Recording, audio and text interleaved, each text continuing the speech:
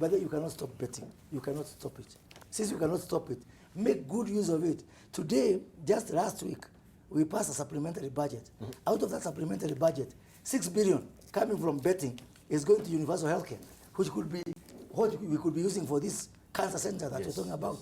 That billion this year is a budget for the sports fund, out of which 65% is going to healthcare. So this year we might get around 22 billion from betting going to healthcare. But then even the 10% excise duty that Rotich proposed on betting in the budget, I'm going to move an amendment. And instead of giving government that money to go into a blind box somewhere where it is even eaten and squandered through corruption, let us open a personal pension account for every betting person so that betting becomes a job and they retire to a pension.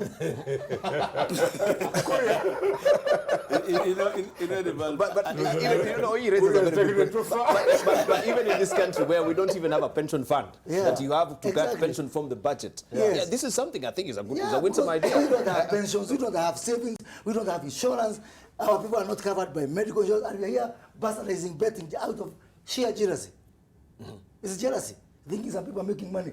Take advantage of Safaricom's, of the sport persons of this world to build. Jackoy will not agree with you. Jackoy will not agree with you because he has actually been against the betting funds as well. I have never, in all the bills I attempted to write against betting, I never criminalized betting. Yes. None of them proposed the scrapping of betting. What I was dealing with is what Kuria should be dealing with. Effects of betting. In this country, if you go to Siaya, for example, these slot machines, Lotto. I don't know whether they're called Lotto or whatever, they are being accessed by 10-year-old kids. So when Kuria wants that to be a job, I don't know what time the kids will be going to school. If you go here to Eastland, there is like a whole dome of betting without government presence. That's not where we are going. And I want to congratulate Matiang'i for what he has done yesterday. He has withdrew license for 19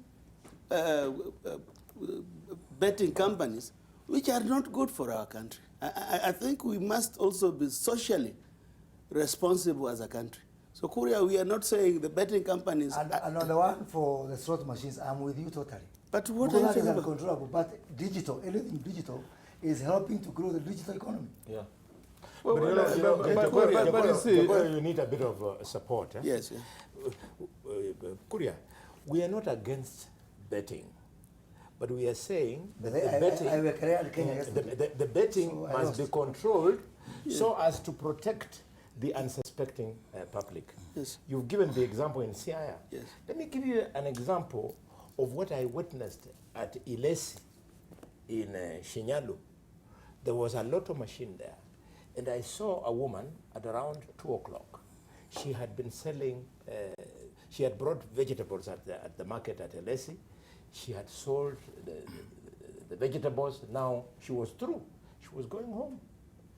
So the woman then came to the lotto machine, and she was carrying, because she was selling the money in coins, she was carrying the money in a little handkerchief like this, the money she had sold for vegetables. So she took a coin of 20, put in, she lost. Put in another of 20, she lost. Put in of 20, she won. When she won, she smiled. Then she went into the betting mood. When I looked back, all her money was gone. The woman was crying, going home. And who is taking this money? The owners of Lotto are here from China. Well, how can we not protect such a people? If you think we can do that and make people rich, then we are losing it completely. Matiang'i has done the right thing. We cannot create a country that is a national casino. No. Let the people who want to go and bet go there because they have disposable income. Exactly. Yeah. And maybe to support you, Bonnie, on what you're saying, it is notable to put on fact that indeed betting is illegal in the entire of China. China is as big as Africa, and there is not a single place in the whole of China where you can bet. If you place one betting machine, then you go to jail in China. Is it? Yes. all Chinese who want to bet must fly to Macau, which is, or drive there, or take a train. But in China, within its boundaries, you cannot bet. There is no gambling. And so you ask yourself, if that country, with a population of billions of people, have got the guts to ban betting, and they're the ones who are profiteering from it here in the whole world, and they don't practice it. And ask yourself, my fellow panel mates, and even Kenyans, how many casinos do you see in Dubai when you go to Dubai? How many have you seen? You know, the case that Jacoyo was making for the national psyche that you set up within the country, of how you build and grow an economy, must be very, very, very well thought out. There is also sense in why, when you go to economies like the US, that even betting is allowed, but it is regulated. It is confined in certain areas. That's why betting is famous in Vegas. It is done in Vegas under strict control. Yes. But you cannot just have it anyhow. Now, lastly, let me just point out to some of one of the points that Kuria made there, and I think in this on this issue of should Jacoyo and the game nation then take the day, you know, what he said is you know, fun for splitting and control. But there's a fundamental difference between profiteering and market share. The reason why you have, for example, Microsoft or Visa card or any other of those global companies domineering and having returns and profits in the billions is because they seek to grow their market share. And there is a major case between market share, market capture, dominance and control of a market. And those are fundamentals that you must look at if you want to control and regulate a market, to grow it responsibly. Because, and that's why I made the case, and even today, Dibal, I am not one of those who agree, for example, in the fate that befell the investment of the South African SAB breweries in Thika, when they tried to establish the Castle breweries.